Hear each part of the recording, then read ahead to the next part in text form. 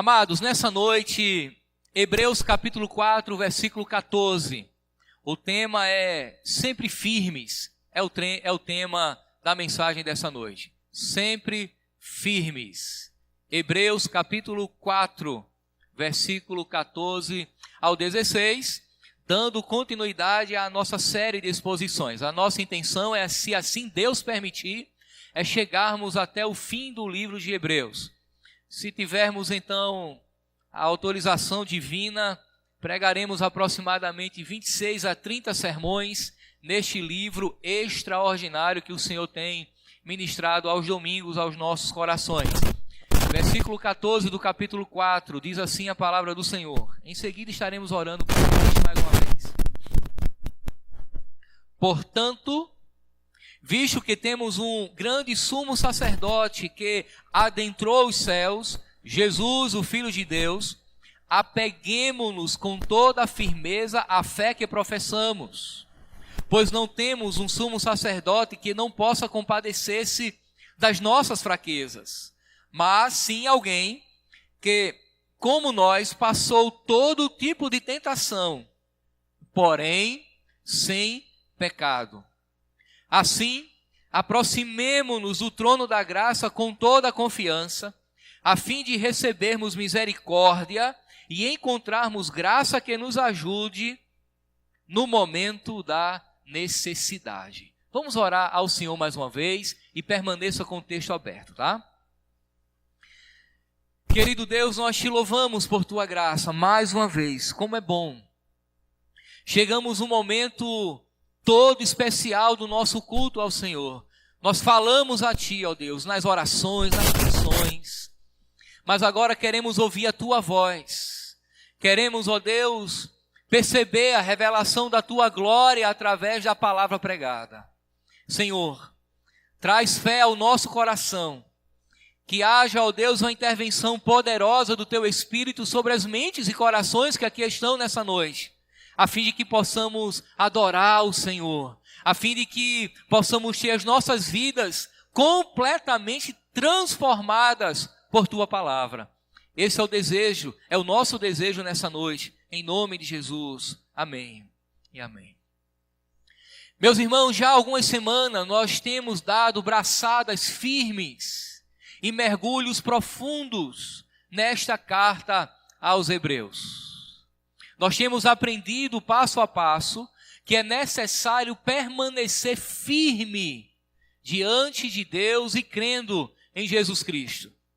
O problema recorrente naquela igreja também é o problema recorrente nas igrejas dos nossos dias. Frieza espiritual, apostasia, abandono da fé. Alguns naquela época, já aprendemos isso de maneira até exaustiva, estavam apostatando da fé. A razão era que ao declarar-se crente em Jesus, as perseguições vinham de todos os lados. Havia uma perseguição já declarada por parte do império, pois o império romano à época acreditava e defendia que não poderia haver um outro senhor, a não ser o imperador César. Mas havia uma perseguição que se apresentava de maneira muito mais intensa, pois ela estava próxima, bem ao lado, que era a perseguição oriunda, vinda dos próprios judeus. A carta aos Hebreus, que nós não sabemos quem necessariamente escreveu, foi escrita para cristãos convertidos do judaísmo. Eles eram hebreus, eles eram judeus. E, uma vez que eles se declaravam cristãos, a perseguição vinha de dentro do próprio judaísmo. Enquanto que os romanos poderiam, por exemplo, lançar os cristãos nas arenas para serem devorados e pisados por animais ferozes, os judeus expulsavam da sinagoga. Poderia consentir, por ordem do sinédrio, que era o tribunal judaico, com a morte daquele indivíduo. Você lembra de Saulo, antes de sua conversão? Ele tinha uma carta do sinédrio que lhe dava autorização para perseguir cristãos. Foi assim, por exemplo, que Estevão morreu apedrejado, com a autorização dos próprios judeus. Portanto, era uma perseguição muito mais próxima. O indivíduo poderia ser expulso da comunidade, perdia o convívio da família, do lar, perdia os seus bens e poderia perder até a sua própria vida. Qual era a grande tentação agora? É que no momento do confronto, no momento da dor, do sofrimento, no momento em que a perseguição chegasse, eles poderiam ser tentados e poderiam até ceder à tentação de negar Cristo para zelar por sua própria vida. É comum lermos o livro dos mártires e ler biografias de pessoas que se entregaram a Cristo. Morreram de fato por amor a Deus e não negaram o Evangelho. Mas nós não podemos esquecer que sim, muitos negaram a Cristo. Muitos deram as costas para o Evangelho. Zelaram por sua própria vida, mas não tiveram a coragem, a audácia, a intrepidez de permanecer firme no Evangelho, crendo em Jesus Cristo. As pressões vinham de todos os lados, e naquele momento eles tinham que blasfemar contra Cristo. Eles tinham que declarar anátema a Cristo, ou seja, Cristo é maldito. Teriam a sua vida livre. Alguns chegaram ao ponto de isso fazer. A carta aos Hebreus, portanto, ela é escrita para alertar os irmãos das perseguições e do perigo muito maior, que é abandonar a fé. A carta aos Hebreus ela é recheada de conselhos, exortações, advertências para que permaneçamos firmes. Nós vamos aprender, já falamos nisso, que nem sempre as perseguições elas são físicas, podem ser ideológicas também. Nós podemos ser ideologicamente conduzidos a negar a nossa fé, os princípios revelados pelo próprio Cristo, pelos apóstolos, pelos profetas aqui registrados na palavra. A grande questão, irmãos, é que hoje, mais uma vez, nós somos convocados a permanecer firmes e conservar a nossa fé em Jesus Cristo, nosso Senhor. Nós vamos ver essa verdade em 3 pontos. Em primeiro lugar, temos que conservar com firmeza a nossa fé. Essa verdade está fundamentada no verso 14 do capítulo 4. Visto, pois, que temos um grande sumo sacerdote que adentrou os céus, Jesus, Filho de Deus, e agora vem, apeguemo-nos com toda a firmeza à fé que professamos. A expressão apeguemo-nos com toda a firmeza à fé que professamos significa, irmãos, literalmente agarrar, segurar, não soltar de maneira nenhuma a fé que nós confessamos. Aqueles irmãos deveriam se apegar com firmeza à confissão de sua fé, ou seja, a confissão de sua fé em Jesus. Eles declaravam que criam em Jesus. Eles declaravam com palavras, mas também com o seu testemunho, com as suas ações. E disto eles não poderiam abrir mão em hipótese alguma. Meus irmãos, as pressões eram tão grandes que dizem os estudiosos, os historiadores do cristianismo, que para os cristãos se identificarem com mais facilidade, em praça pública, por exemplo, ao ar livre, eles tinham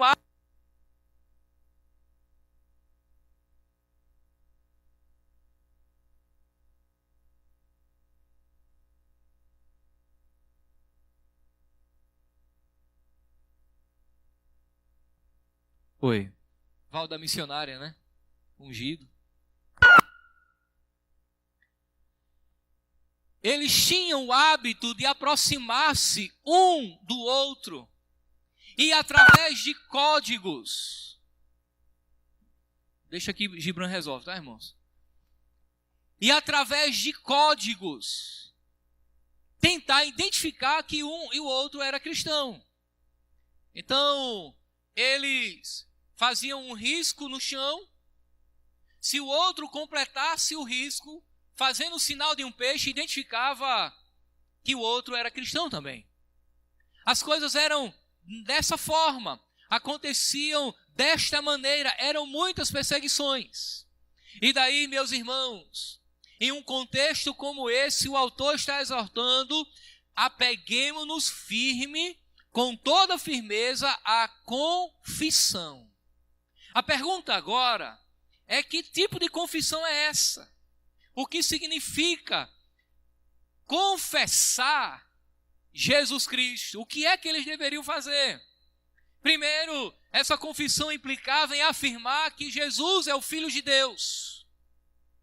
Segundo, implicava em afirmar que Jesus é o Messias esperado por Israel. E aí estava talvez o ponto mais sensível, porque eles eram judeus, argumentando, afirmando que o Messias veio, que o Messias era Jesus Cristo, aquele que estava ali na Judeia, aquele que operava milagre, aqueles que o próprio judaísmo da época não compreendia. Esse era o grande desafio, era afirmar que Jesus era o Messias esperado. Olha que coisa interessante, olha para cá. O judaísmo da época não compreendia que Jesus era o cumprimento das promessas do Antigo Testamento. O cristianismo é o cumprimento do judaísmo. O cristianismo é o judaísmo consumado. O cristianismo é o judaísmo consumado, concluído. Apontava para essa realidade. E daí, para um judeu afirmar que de fato ele estava desfrutando do cumprimento das promessas do Antigo Testamento, ele tinha que contrariar o judaísmo da sua época, que não compreendia corretamente a lei de Deus. Estava baseado nas tradições dos escribas, nas tradições dos rabinos, mas totalmente fora daquilo que Deus de fato pretendia. Eles tinham também, meus irmãos, que declarar, que confessar que Jesus era o Salvador e perdoador dos seus pecados. Perceba, isso não era muito simples. Em outras palavras, eles deveriam confessar que Jesus é o cumprimento de tudo aquilo que foi dito no passado. Era exatamente essa confissão que estava trazendo problemas para os judeus, que se convertia ao cristianismo. Estevão foi apedrejado. Repito, meus irmãos, a ordem é: apeguem-se com firmeza a essa fé. Esse é o desafio de todo cristão, é permanecer firme. Repito o que já falei outrora: uma coisa é começar bem, uma outra coisa é continuar e concluir. Porque a vida cristã, ela tem um começo, mas ela deve ter continuidade, aguardando um fim que glorifique a Deus. A palavra de Deus diz: aquele que perseverar até o fim será salvo. Mas essa perseverança, meus irmãos, inevitavelmente ela se dará em meio a grandes tribulações, a grandes perseguições, e aí nós temos que declarar com firmeza a fé que cremos. Agora, perceba que nós não estamos em um contexto de perseguições físicas. Até onde eu sei, ninguém aqui nunca foi preso porque se declarou cristão. Às vezes há uma pressão familiar, quando a família tradicionalmente confessa uma outra fé, e daí chega alguém alegre em casa e diz: mãe, pai, agora eu sou crente, eu sou da lei dos crentes, como diz aqui no sertão da Paraíba. Aí geralmente, em famílias muito tradicionais, nós não somos dessa lei. E daí há toda uma pressão. Mas perseguições físicas, pelo menos do lado de cá, nós não temos. Mas isso não quer dizer que não haja perseguições. Sabe por quê? Porque nós vivemos numa sociedade cada vez mais distante de Deus. Aquilo que nós chamamos de sociedade secularizada, de mundo secularizado. É um mundo que vive como se Deus não existisse. É um mundo que vive na perspectiva de si mesmo e não reconhece a existência de Deus. E daí, meus irmãos, é um mundo que nega que Deus é real, um Deus pessoal, que se revelou propositalmente em sua palavra. É um mundo hostil, não se engane. Quando Jesus disse que o mundo jaz no maligno, que no mundo tereis aflições, ele não disse apenas para os cristãos da sua época. A palavra transcende os tempos, nos alcança. O mundo continua sendo hostil ao evangelho. O que você me diz, por exemplo, de enfrentar um professor evolucionista na sala de aula de uma universidade? O que você me diz, por exemplo, de confrontar uma colega feminista, um amigo ateu marxista, que se apresenta com argumentos e tenta convencer que de fato você crê em história da carochinha, em coisas que na realidade não existem, que não são concretas, pois não podem ser provadas cientificamente. O que você me diz, por exemplo, de um cristão que é ameaçado de perder o seu emprego, que ele tanto zela, e zela por ele, pois ali ele tira o seu sustento, apenas porque não quis mentir, passar uma nota fria, fazer uma negociação escusa em nome do seu gerente, do seu patrão. O que você acha que é isso? É perseguição. E como nós devemos nos apresentar diante dessas circunstâncias? Firmes, confessando a nossa fé em Jesus Cristo. Firmes.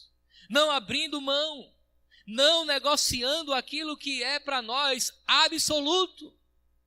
E aqui, irmãos, há algumas perguntas. Você crê que Jesus Cristo é o Filho de Deus? Você crê que Jesus é o Deus que se fez carne? Você crê que Jesus é o cumprimento das promessas do Antigo Testamento? Você crê que Jesus Cristo é Deus e homem ao mesmo tempo e morreu na cruz do Calvário para te salvar? Você crê que a Bíblia é a palavra de Deus, a sua regra de fé e prática? Você crê firmemente nessas verdades? Se você crê de fato e de verdade, isso tem que se tornar evidente nos momentos de confrontação. E às vezes acontecem coisas tão simples que nos levam a recuar em relação ao Cristo que confessamos. Tenta aplicar todas essas verdades ao seu contexto de família. É o contexto mais desafiador, porque há uma tendência natural do nosso coração de não querer contrariar papai, de não querer contrariar mamãe, de não querer contrariar a vovó, a titia, para não aborrecê-los com a nossa fé. Mas nós temos que lembrar que Jesus diz que se não contrariarmos todas essas pessoas por amor a Ele, nós não somos dignos dEle. Portanto, a primeira lição é essa: nos apeguemos, ou temos que conservar com firmeza a nossa fé. Declarar quem de fato somos. Nós não somos, meus irmãos, nenhum extraterrestre, nós somos cristãos. Eu até admito que esse lugar não é a nossa morada permanente, é provisória. Há um descanso, como vimos a semana passada, mas nós temos que viver aqui, nessa terra de dores, de perseguições, de tumulto, mas confessando quem é o Deus que nós servimos. Se a sua resposta é positiva a todas essas perguntas, o quanto você está disposto a se manter firme nesta fé? Como você reage quando sua fé é provada em público? Quando você é meio que desafiado a dizer, sim, de fato eu sou cristão. Meus irmãos, aquele que perseverar até o fim será salvo. há uma segunda lição aqui. Temos um estímulo para permanecermos firmes crendo em Jesus. Porque o autor aos Hebreus, ele vai dar razões para que você permaneça firme confessando. Para que você permaneça firme. Para que você de fato se apegue com toda a firmeza à fé que você confessa. Ele vai dar razão. E essa razão serve de estímulo, de motivação, de incentivo. E é exatamente a primeira parte do verso 14. O autor apresenta Jesus. Mas ele diz que Jesus, ele é o grande sumo sacerdote. Esse é o adjetivo que ele usa para caracterizar o ofício sacerdotal de Jesus. E é exatamente, irmãos, esse o grande estímulo. Jesus é o nosso grande sumo sacerdote. Meus irmãos, nós temos que compreender essa realidade de Cristo como estímulo para permanecermos firmes em nossa confissão. Mas aqui cabe uma pergunta. O que significa dizer que Jesus é o grande sumo sacerdote? Para respondermos essa pergunta é necessário, primeiro, entender o sacerdócio lá no Antigo Testamento. O sacerdote eram aqueles homens da tribo de Levi que se dedicava a servir a Deus no tabernáculo. Quando o tabernáculo sai de cena, eles se dedicavam a servir a Deus no templo. Eles ofereciam sacrifícios, ministravam louvores, ensinavam o povo a lei de Deus, transportavam o tabernáculo, montando e desmontando, limpava. Funcionavam também o sacerdote, ou o sumo sacerdote, funcionava principalmente como mediador entre Deus e os homens. Eles ofereciam sacrifícios. E quando ele oferecia o sacrifício, ele estava se colocando entre Deus e os homens.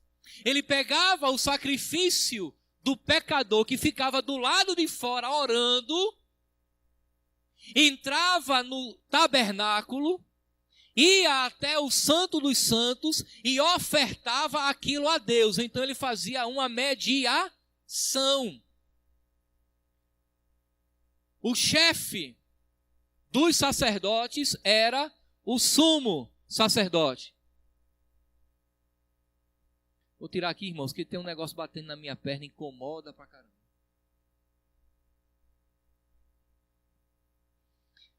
O chefe dos sacerdotes era o sumo sacerdote. O sumo sacerdote, ele era diferente dos sacerdotes. Ele os chefiava e tinha funções bem específicas. Ele supervisionava todo o processo e era o representante daquele sistema sacrificial. Sistema esse por meio do qual as pessoas se chegavam até Deus. O sumo sacerdote, a ele, cabia uma tarefa que lhe era exclusiva. Que tarefa era esta? Preste atenção. Uma vez por ano, numa data específica, dentro das normas da lei, ele entrava no Santo dos Santos, aspergia ou derramava o sangue sobre a tampa da Arca da Aliança, que era chamada de propiciatório. A Arca da Aliança era chamada de propiciatório, era revestida de ouro e tinha a figura de 2 querubins, um de frente para o outro, com as asas viradas, um de frente para o outro. Isso significava que houve o pagamento pelo pecado do povo que ficava do lado de fora orando. Porque quando ele derramava o sangue, a glória de Deus se revelava dentro do Santo dos Santos e consumia aquele sangue. Deus recebia aquele sacrifício como aroma suave às suas narinas e o pecado do povo era perdoado. Mas o sacerdote só podia entrar uma vez no ano, no dia específico, o sumo sacerdote, no dia específico e da forma específica, sempre repetida aquele ritual. Muito bem. Dentro da arca estavam as tábuas da lei. Quando o sangue era derramado sobre a tampa da arca, o propiciatório, entendia-se que o sangue estava sobre a lei. O sacrifício estava sobre a lei. Logo, simbolicamente, a condenação da lei não alcançava os pecadores, porque fora derramado um sacrifício de sangue. A ira de Deus era aplacada e o pecador, portanto, era perdoado. Isso acontecia uma vez por ano. Mas agora, o texto bíblico diz que Jesus, ele é o grande sumo sacerdote. Ele não é o sacerdote, ele não é o sumo sacerdote, ele é o grande sumo sacerdote, o que identifica Jesus como sendo superior, tanto a Arão, quanto a todos os filhos de Arão, que perpetuavam o sacerdócio do Antigo Testamento. Jesus é superior a todos eles. E agora você já pegou o fio da meada. Jesus é superior aos profetas, Jesus é superior aos anjos, Jesus é superior a Moisés, Jesus é superior a Josué, porque Josué não deu descanso, quem deu descanso foi Jesus, e agora Jesus, ele é o grande sumo sacerdote, superior a Arão. Cabe aqui uma outra pergunta? Por que mesmo assim Jesus ainda é superior a Arão? 3 coisas básicas. Primeiro, porque enquanto que o sumo sacerdote levita, Arão e os seus descendentes, por exemplo, cruzavam uma cortina para entrar no santuário terreno por pouco tempo, diz o texto bíblico, acompanhe comigo, que o grande sumo sacerdote adentrou os céus. Meus irmãos, Jesus adentrou os céus, o santuário celestial de Deus, não por um pouco de tempo, mas permanentemente ele está na presença de Deus. Ora, se a função do sacerdote é trazer o pecador para estar diante de Deus, se é representá-lo, e Jesus adentrou, rasgou os céus e está na presença de Deus me representando, significa que hoje eu, você, nós, a igreja do Senhor, nós temos permanentemente acesso à presença de Deus. Eu quero dizer que você pode estar em qualquer um outro lugar da face da terra, mas você tem acesso à presença de Deus. Está no aqui e agora orando, louvando, se reunindo com a igreja, clamando a Jesus. Meus irmãos, é ao mesmo tempo estar diante de Deus. Nós estamos aqui, mas estamos diante de Deus. Nós estamos aqui, mas há o grande sumo sacerdote que nos representa, que nos ligou a Deus e lá ele está. Perceba, Jesus, ele é Deus e homem ao mesmo tempo, e essa verdade é expressa no texto. A Bíblia diz que esse grande sumo sacerdote adentrou os céus, um lugar que nenhum homem poderia entrar, mas ele podia. E diz que ele é Jesus, o Filho de Deus. Jesus caracteriza, o nome Jesus caracteriza a sua humanidade.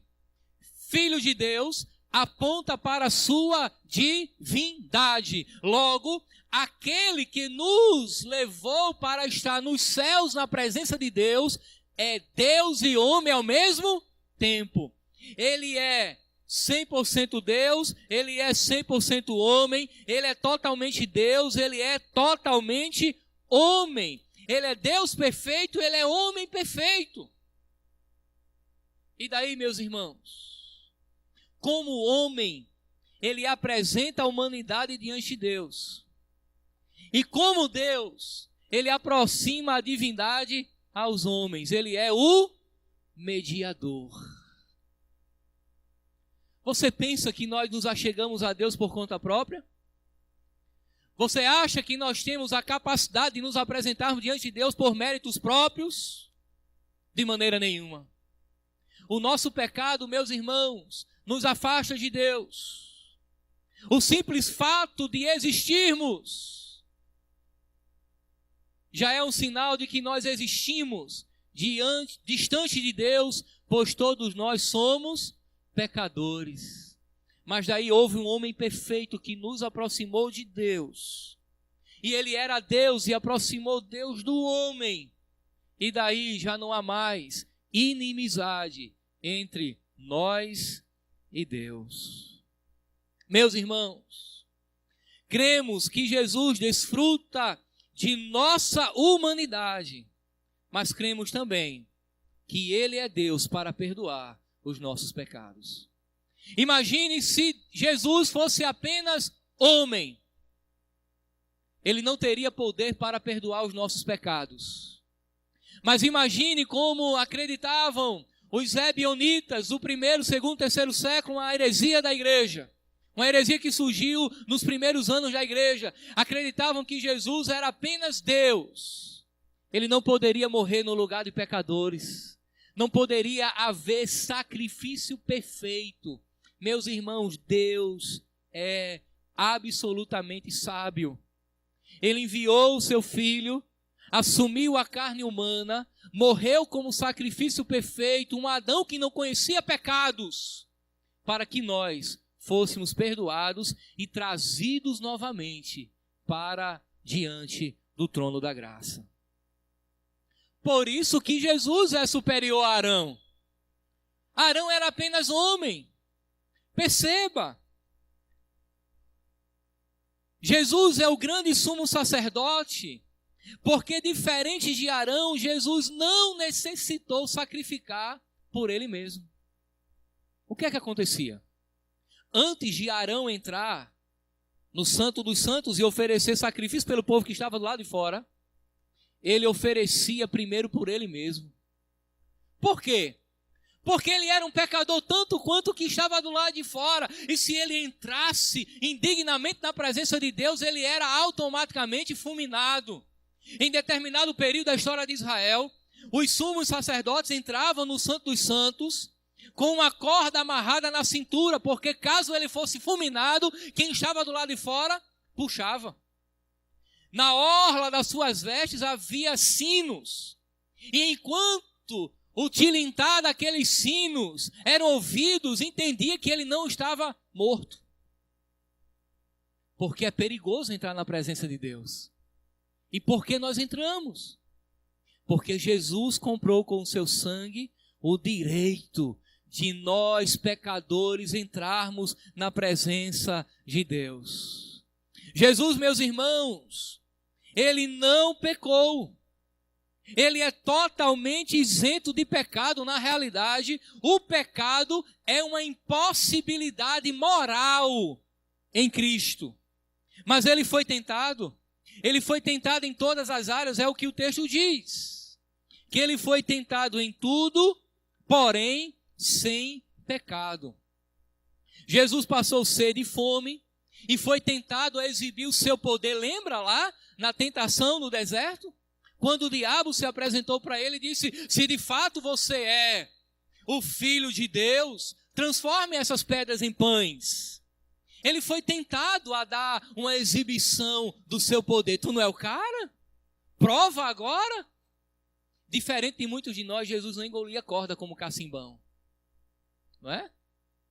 Se tu é o cara, às vezes nós somos tão pouco, né? Mas basta alguém encher a nossa bola e nós já estamos aí, abrindo as asas, mostrando que somos o pavão mais bonito que tem no terreiro. Diferente da maioria de nós, Jesus ele foi tentado, mas ele resistiu a dar uma exibição de poder. Ele foi tentado à fama, ao poder e ao sucesso. Mas ele resistiu e resolveu viver a sua vida simples, modesta, porque ele entendia que era Deus quem deveria ser glorificado em sua vida. Meus irmãos, ele foi tentado em absolutamente todas as áreas, mas ele não pecou. E agora, perceba, a função sacerdotal era se compadecer do pecador e apresentá-lo diante de Deus. Jesus se compadeceu de nós. Ele se compadece de nós quando ele sofre exatamente tudo aquilo que nós sofremos. Repito, parece até blasfemo, mas não é. Jesus também foi tentado sexualmente para que as nossas tentações sexuais, para que tivéssemos a condição no seu poder de suportar os hormônios e não ceder às tentações.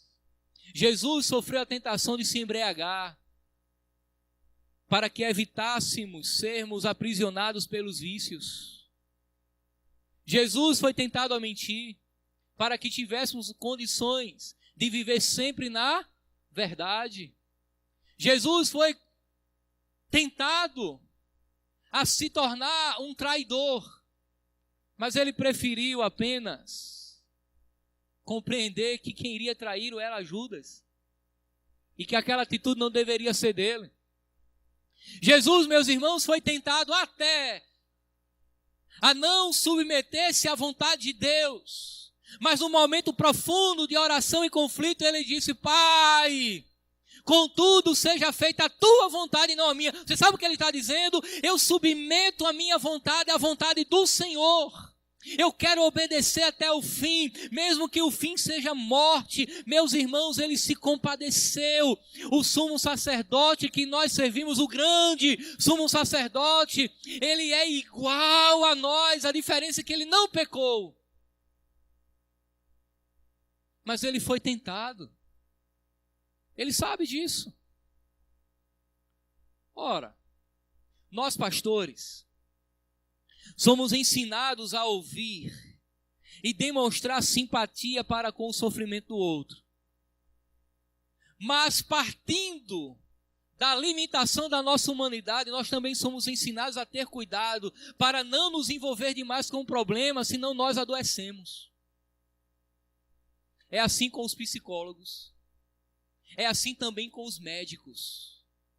Se nós absolvermos o problema de todo mundo, nós não vamos render 6 meses. Temos que estar inteiro, emocionalmente equilibrado para poder auxiliar os irmãos. Nós somos limitados. Mas o que foi que aconteceu com Jesus? O texto deixa claro que Jesus se envolveu ao máximo, sem limites. Ele não fugiu de sentir dor. Ele não fugiu de desfrutar do drama de todos os seres humanos. A Bíblia diz que ele foi tentado em absolutamente tudo, porém não pecou. Eu quero dizer que o seu drama nessa noite, o seu sofrimento, a área em que você está sendo tentado, necessariamente não é minha, mas foi de Jesus. Necessariamente eu não tenho o poder de libertar você, eu não tenho o poder de te dar forças de resistir a essa tentação. O máximo que eu posso fazer é te dar um conselho baseado nas Escrituras, mas Jesus sofreu exatamente o que você sofreu. Ele pode te socorrer. Amada igreja, entendamos nessa noite que há uma saída para os que pecam, porque Jesus se compadeceu de nossas fraquezas. Há uma saída para os que estão em pecados, há uma saída para pecadores, porque Jesus foi tentado, não cedeu à tentação e tem autoridade para te libertar e para me libertar. Mas há uma terceira lição. Nós temos um incentivo para permanecermos firmes na nossa fé, na confissão, e agora nós temos um encorajamento para nos aproximarmos do trono da graça. Meus irmãos, esse texto é maravilhoso. E eu lhe convido a ler novamente o verso 16. Assim, aproximemo-nos do trono da graça com toda a confiança, a fim de recebermos misericórdia e encontrarmos graça que nos ajude no momento da necessidade. Preste bem atenção. Uma vez que temos um grande sumo sacerdote que se compadece de nós, porque sentiu as nossas fraquezas, agora, meus irmãos, nós somos encorajados a nos aproximarmos do trono da graça e nos aproximarmos com confiança. Você sabe o que significa o trono da graça? Significa estarmos diante de Deus, de Cristo, diante do seu governo, do seu reinado. Significa termos acesso ao lugar mais secreto, ao lugar mais inacessível a um pecador. Agora nós temos acesso. Assim nos aproximemos, é o que diz o verso 16. E essa expressão, meus irmãos, está carregada por um forte sentido religioso. Porque essa palavra geralmente era usado para o sacerdote quando ele se aproximava da arca, propiciatório, dentro do Santo dos Santos, para oferecer seu sacrifício a Deus. Mas agora, nós, eu e você, nós não precisamos mais de um outro para se aproximar de Deus em nosso lugar. Nós mesmos nos aproximamos. Nós podemos com confiança nos aproximar diante do trono de Deus, sem medo de sermos fulminados, sem medo de sermos rejeitados. No passado, quando um súdito, um vassalo, um escravo, era trazido à presença do rei por alguma razão, ele vinha tremendo nas bases, sendo trazido pelos seus algozes, na esperança de que o rei direcionasse para ele o seu cetro, porque isso identificaria que ele estava sendo absolvido. E agora, meus irmãos, nós podemos nos aproximar de Deus não com medo, mas com santo temor e alegria ao mesmo tempo, porque o cetro da justiça de Deus já foi apontado para nós. Nós temos acesso ao trono da graça de Deus. Nós fomos recebidos no salão real, diante do trono real, diante do poder de Deus, meus irmãos. Essa é a melhor notícia que poderíamos receber.